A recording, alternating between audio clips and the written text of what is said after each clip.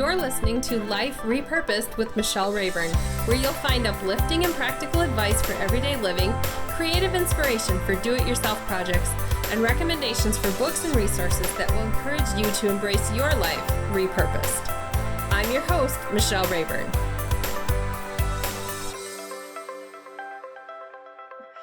Welcome to episode number 20 of Life Repurposed. I'm happy to have Letitia Suk here as a guest today, and I want to tell you a little bit about her before I ask her some questions. Letitia, or Tish, you go by both, right? She's joining us from Chicago, and she helps women chase the intentional life. She writes and speaks of renewal and restoration. She offers hope to women in each season of life, and her blend of humor, stories, and grace propels audiences toward a fresh experience of God. I've known Tish for a long time, actually, through some writer connections. She has been the chaplain at a writers' conference that I've attended for a long time, and I think that's where we first met. I'm going to be talking later in this episode about her book, Getaway with God, and it's really the focus of what we're going to be talking about. So, Tish, tell us a little bit about yourself and what you do as a writer, a life coach, a chaplain, a mother, a grandma, whatever you want to tell us about. Yes, I seem to reinvent myself periodically. So I write, my whole mission is about inviting women to create an intentional life centered in Jesus. And I've been doing that in some way or fashion for a very long time. I think I decided, that must be my mission statement maybe about 10 years ago or so. But I do that. I do speaking to women. I write for women. I do life coaching. I was a hospital chaplain for about 10 years, but I stepped away from that so I could devote more time to the other things I'm doing, which is mostly writing and chasing around after my grandchildren, which is the delight of my life. So every day is a little bit different, but I'm fully involved in the day-to-day life. So chasing the intentional life becomes chasing the grandkids. Exactly, right. Yeah. That's your next book, right? Of course, a lot to say about that, but I'm still learning too. Yeah, so Tish writes for women, and I will tell you in the show notes about other things she has written, because she has written a book called Rhythms of Renewal. She also has a book for teens. And so if you want links to whatever we talk about in this episode, you'll find those at michellerayburn.com/20. Easy to find. It's just a blog post that we call show notes. And so that is there. Letitia, let's talk a little bit about how you came to write about a getaway with God. What propelled you to even write about it? Well, I had to experience it over and over again before I was ready to write about. And by that, I mean a personal retreat. Getaway with God is about getting away and plugging your soul in for a long recharge, just like we do our phones every night, because we drain out.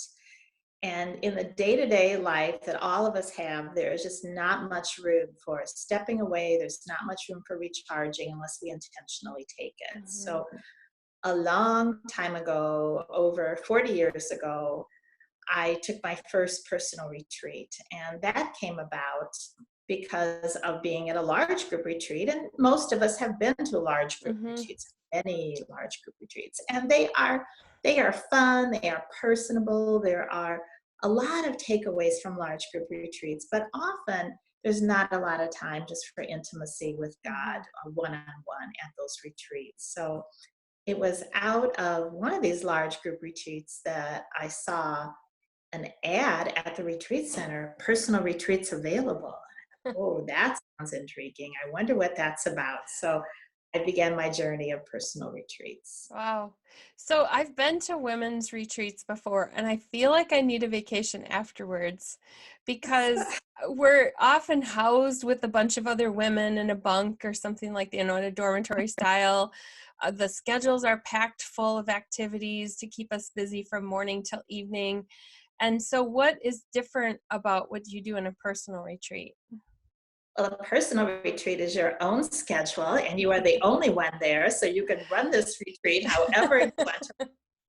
But you are away. I recommend a minimum of 24 hours, and really 24 hours is a fine amount of time. A lot can happen between you and Jesus in 24 hours when it's just the two of you. So that is kind of a starting point, but even just less than that, if that's all you have. But it is your schedule, it's your retreat. You can really decide how you want to spend that time. And that can certainly include taking a nap, taking a walk, whatever it is that you need to fill up with right Yeah, so in your book, you said this is not a none for a day program.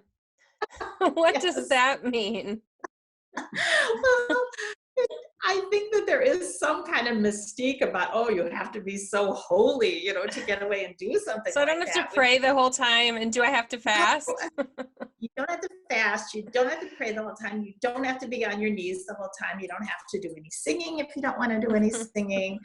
So it's not following someone else's script. Hmm. It's following your own plan of how you best. And God has designed you to have your best way of connecting with Him. And on your personal retreat, you just get to center in that, in your own Yeah, style of relating to God. So it is not, you don't have to be particularly holy, whatever that means. Do you don't have to do to try to fit somebody else's model. You can just fit your own. right. So if I come to you and ask, why do I need one? I mean, what do you say to me? Why does someone need a personal retreat, a getaway with God?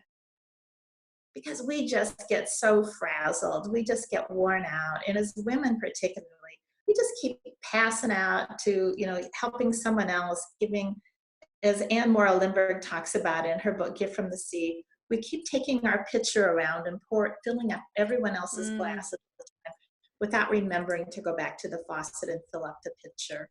So we are so good, usually, at serving and at yeah. giving, and really can neglect our own needs, both spiritual, emotional, and other needs as well. But Hmm.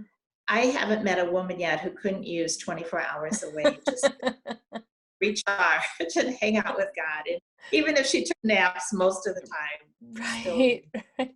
Where do most people go to do a personal retreat? But that again, like all of this, is so individualized. I have almost always gone to an official retreat center with, Mm, at the back of the book is an appendix, how to locate retreat centers, and they are everywhere. So most people have a retreat center within certainly driving distance, but you don't have to do that either. You can go to a hotel, you can go mm, to a bed and breakfast. The only thing I don't recommend doing is staying at home, because yeah, we are so distracted by our own to-do lists all the I've tried time. that. It doesn't And work. oh, and the cheapest option is probably to trading homes with, even just for a day, with a Ah, friend. You are not so drawn to wash someone else's dishes or do their laundry in their house as you are in your own. So, that's true. so that can work, but I've had personal retreats at the beach, in a park, at a public garden. It's anywhere where you can feel alone and not distracted by Hmm. anything other than the beauty around you. Mm. How long have you been doing personal retreats yourself? I started in 1977, so Wow. a long time, 42 years. And that has been at least once a year. And even when my children, and I have 4 children who are all grown up now, but even when they were little, my need was even stronger then. So Hmm. I couldn't always get away for an overnight, but I could drop the kids off with a friend and say, I'll be back by dinner, and use that Right. time. So Nice. it's something I cannot live without, these personal retreats. Hmm.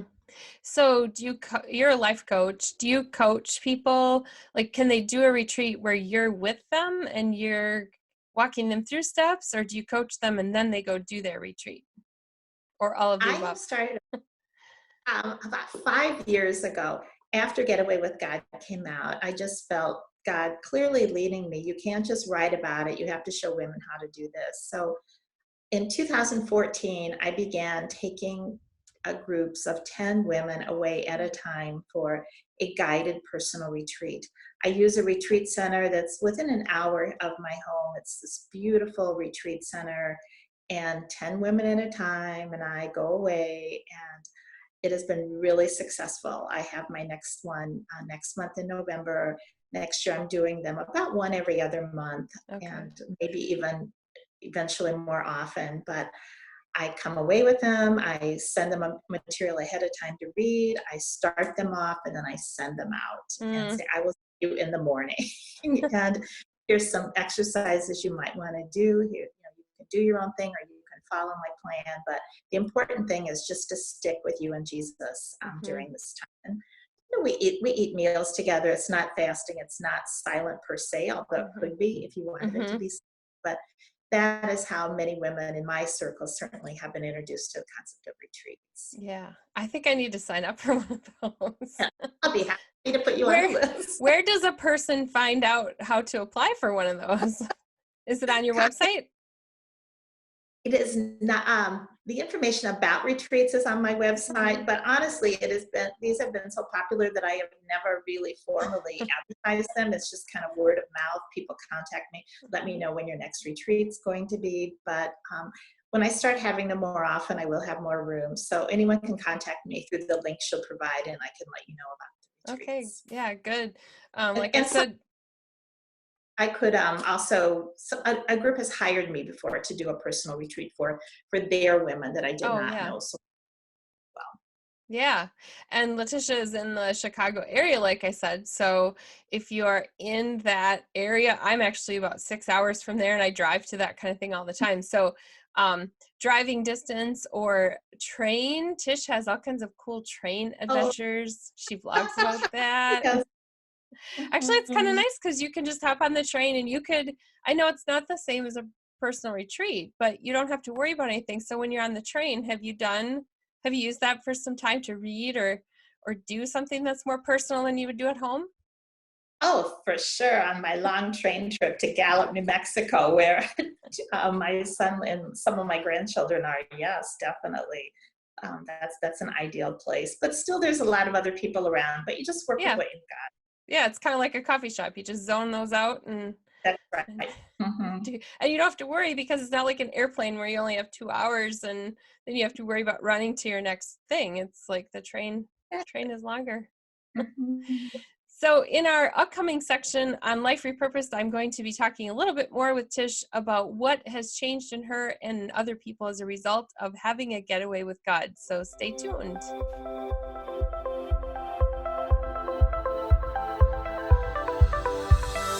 Thanks for staying with us. We're going to continue talking about Life Repurposed, and this is where I look for what changes as a result of something that we've done in life, whether it's a step God has prompted us to make or a big change we've done in organizing. I've talked about Sabbath in the last few issues, but before I get to that, there's something literally Life Repurposed that I saw in your bio. It says that you like to go to resale shops. Do you still like to do that? I have always said, even if I came into a huge sum of money, I would always still go to resale shops. Me too. I love thrifting. It's so much fun. I do too. And I like that it's a metaphor for life and it shows us how before and after can be cool or how something is not really, the life of an object is not really over because someone always finds a new purpose for it. And I feel like that's how our life is too. Like we think, well, I'm 50 now. And I think a lot of people just start their writing and publishing career at age 50. And some people think if I didn't do it by then, I can't do it. But that's so not true. So as a result of making some changes in your life and having getaway with God and making this a habit, really, what have you seen change in your life? That clear direction that we can hear from God. God has plans and purposes for every one of us. And I believe that we can make such a big deal about that as such a mystery, but it's not meant to be a mystery. We are supposed to know what are his plans and purposes for us. But again, that does not fit well into most of our day-to-day lives, just to sit down and think about that, or maybe we might pray about it, but we don't have time to wait to hear the answers. Right. And when we go away and have that time with God, I see most of my life direction has come out of those times. And sometimes not even while I'm sitting and waiting for, okay, speak to me, God, but while I'm taking a walk or just sort of wandering around sometimes, just that openness, that pressure or the lack of pressure, not to have to run and do something else right away, just opens up the channels so much more clearly. Well, that's what I was wondering about when I think about a retreat. Like some people have said to me, I don't really hear from God. How do I hear from him? I'm sitting silent. I'm waiting. obviously we don't hear him speak in an audible voice like they did in the Old Testament in the Bible, but in what ways do you hear from God when you're on a getaway? I think God is speaking to us all the time, that is out of his love for us, that Mm-hmm. we talk to people that we love, and he loves us so much. So Mm-hmm. he is there whispering to us, sometimes perhaps shouting to us. And again, when we are away and we have our spiritual antenna up, I think we can hear him. And he is, as frustrating as that is to most of us, he does not like hand us like the 10-point plan of your life. Usually he usually just kind of directs us to what the next step is that he would like us to do. But I do think that, at least for me and for many of the women I've taken on retreat, that they have just come away with just that clearer sense of, actually, I would say most of the women come away with a clearer sense of how much he loves them, how Mm-hmm. much they are his daughter, and it's out of that love that they can just feel that his direction and his leading, and it's like never to those things that they were hoping he would never say, you have to do this, and he doesn't say stuff like that. He leads us along the lines that he loves us. Yeah, it's amazing how when I tune out the noise of TV and even radio, I do a podcast. I love listening to podcasts. I love audiobooks. It's amazing though how when I turn off all of that and I don't have the entertainment, I don't have other people around me telling me what to do, how I can have this strong sense, like I know that this is what God is telling me I need to do next. And when Yes. I'm distracted, I don't hear that. Mm-hmm. Again, and also there's more time at these retreats to get into the Word, to do some Mhm. Bible study, or to read maybe another book that's not the Bible but has got a lot of spiritual inspiration. And that, just because there's opportunity to do that, often Mhm. answers will come out of that. What do you say to people who have objections? Like I I told somebody I went away for several days in the spring to work on a writing project, and Mhm, the response was, I could never do that. What do you mhm, say to somebody whose objection is, I could never take 24 hours? There's no room in my life for that. mhm. Well, that is a common first response. There's no room for that. But I have found that most women, and again, not all women, but can, you know, take a day away, perhaps to go shopping, or a day away with their family, and that there are we give ourselves sort of legitimate reasons why we can take a day away, or certainly to Yeah. help someone who is ill or someone who's hospitalized. We can take days Mhm. away for that, but I think it's part of not really giving ourselves permission to love ourselves or to experience God's love enough that we Yeah. can devote a day to that. We can devote a day, which will be transforming so many of the days in the future by Mhm. taking that one day away now. Yeah, I used to devote days to watching Hallmark movies, and I certainly could give that up. I mean, they're Yes. lovely and they're, happy endings and that kind of thing, but I have found that there are other ways to unwind, and I'm an empty nester, so I can't really talk because it's been quite a few years now since I had to watch kids and make arrangements with my husband. And so for those who are in the middle of raising kids, it is hard to find childcare. Have you found any ways that people have found creative solutions for that? Trading with one another. Yeah. I mean, it's great if there is a husband who can say, "I'll take the kids," and the women that do come away on my 24-hour retreats, they're all by and large have children at home, and they've Mhm. just asked their husbands who've agreed to do that. But Mhm. there's maybe they could leave their children with a relative, or trade with a friend. And again, I think that's a thing that when we pose that to God, I would like to get away with you for a day. Can you help me work that out? Yeah. That is a prayer get answered. He's going to help you do that. That is true. My husband was always, he is still wonderful, but he was always wonderful when the kids were home, where he would send me away for a weekend retreat or whatever I needed to do.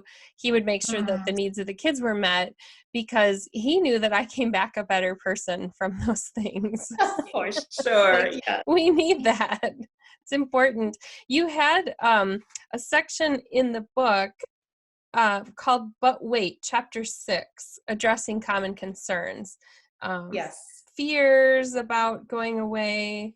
I'm not sure I'll get anything out of it. I can't afford it. My family doesn't get it. Are there any of those that you hear more often than any others? I don't think I can pull off the time to get away Uh, is usually one. And it is a commitment. It's a commitment of time. It's a commitment of money. But most things that are valuable to us are a commitment of mhm. time and commitment of money. So it's just, I think, that your felt need becomes bigger than your opposition, and that's when people cross the line and really do it. Mm-hmm. I think for me, having some dedicated time of getaway, whether it is just scheduling a day somewhere by myself, sometimes that's actually just driving to a nearby town within an hour's drive where there's a river where I can go for a walk. And Mm, sometimes it's just browsing some shops too to be away, but then I always mm. make sure I have some quiet time when I'm away. And sometimes it is like I did recently where it was 4 nights at a silent retreat place where I was writing and Oh, studying. so delicious. No, it's lovely. But then I crave that. I want more of it. And so one of the things I've done in working it into my totally crazy schedule is getting up first thing in the morning. Some people call that their quiet time, but the desk I'm sitting at right now, if those who are watching the video can see, those who are on just the audio can't see, but behind me, there's one desk, and that's where I do my work. And then across the room, there's another desk, and it's more of a creative area. And I have it set up with colored pencils, a coloring Bible, a little journal, and that's where I start my morning. And I can't do Mm. it in bed. I'd fall back asleep. It just doesn't work. I love the creative things. So I sit and color a little bit after I've read some scripture, and it gives me maybe 10 minutes of that same sensation that I get in a longer retreat. So what are Yeah. some ways that you've also worked little getaway moments into your everyday life? The same, starting in the morning. I'm not a colorer, but I have kind of an inside space and an outside space depending on the weather. And my inside space, which I'm in now most days, I have a candle and I have some music nearby and maybe some oils and a basket of what I call my basket of holy books, which is the Bible and a couple journals and maybe a devotional or some other spiritual book I'm reading. And it is just that it's doing what it takes to, for me, I also need to do that first thing in the morning, but I also have a cup of tea along with that and Mm, an English muffin. And because I am having tea with Jesus. So to sort of set the stage mhm. to create that atmosphere rather than just kind of have to redecide every day when and where am I going to do this. That Right. that just brings so much decision fatigue. You never Mhm. get around to doing So this sounds to me like an intentional life. it. Oh, yeah. I mean, is that really what it is? Is that what, like, an intentional life is one where you do plan for what you need and you set yourself up for that? By and large, I mean, we all have what looks like in the beginning like a huge amount of thousands, hundreds of thousands of weeks and days and minutes and everything to spend this life on, but we want to use it well, and we all have things that are important to us and things we believe in and things that are valuable, and how we would like, I mean, certainly we there's a whole lot of circumstances we don't have control over, but Mhm. to be able to manage well those things that we can, or to set things up and just to do some pre-decision making about how I would like my days to flow, or the days that I can Mhm. control. And that has just changed things so much for me and for our family life as well, and for many others. But just to put as much thought into our home and our personal and our spiritual life as we might do our work life. Mhm. Yeah, isn't that true? We do that. One of the things I want my listeners to know when I'm thinking about life repurposed is that if you feel like you haven't had this at all up until this point, it isn't too late. You can be intentional about getting away. You can be intentional with your schedule, all of those things. It isn't too late to make a fresh start. And I'm sure you hear testimonials, Tish, from people who have done a getaway and gone home and how it has changed their life. Um, Yes. Yeah. So I Mhm. want my listeners to know you can experience change too. It's not just for other people. It can happen in your Mhm. life. So I want you to stay tuned as we transition into talking a little bit more specifically about Tish's book and other resources that we have available. Okay, so continuing, I want to tell you about Getaway with God, the Every Woman's Guide to Personal Retreat. Tish and I both have it for show and tell here to show you. This will be linked, if you're listening on audio, we're holding up books. This will be linked in the show notes at michellerayburn.com/20, and there will be a link to where you can get the book, also to Tish's website. Tell us a little bit more about this book specifically, Tish. Because personal retreats can be so mystifying or feel like, oh, I don't even know what I would do. I get bored after the first 10 minutes. I wanted to write just a very practical handbook, step by step. So some women can just go away and just kind of wing it and have a wonderful time. And other women who are more like me need to kind of have some step by step guidance. So the book is more a handbook for kind of the why, and then as you mentioned, kind of, well, I don't know if I can do this or not, Mm. and then settling into what I tried to think of every detail that someone might have questions about, like, where to go and whether to be silent or not silent, or fast or not fast, or bring a friend or not bring a friend, and all of those things What are to covered in pack? I the book. think you had Yeah, what to well, I pack. have a pack list, yes, how to find a place. And then for people who really want, yeah, but what do I do when I get there? Then I have schedules. There's a chapter just on schedules. What, like kind of an hour by hour schedule. Do this, and then the next hour do this. And I mean, for anyone who wants to just follow that script exactly, that will work. Or if you just want to use it as kind of ideas for, oh yeah, maybe I would want to do this. However you want to do it. So the book is divided into thirds, and the first part is that part, just the how and why of a short getaway with God. There's a middle part on keeping Sabbath, of really taking that one day in seven to rest, to get restored, to connect with God, and that's kind of how you can keep the retreat going on a weekly basis.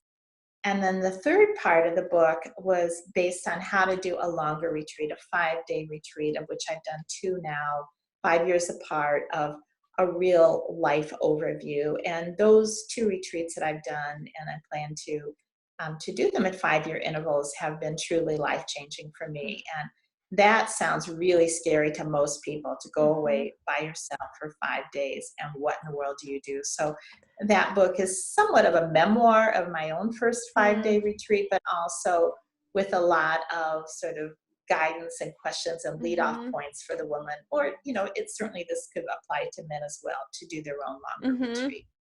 Yeah, and it looks like you've talked specifically about just some of the things that you processed with God during that getaway. Yes. Some of the conversations on it, you have one stuck places, and you have it grouped by days, so we can process through. It's kind of like getting inside your head a little bit. And then most of us can say, oh, I totally get that. I can relate. Mhm. Yeah, you even had things about your home in here. This is like a life review, which is really cool.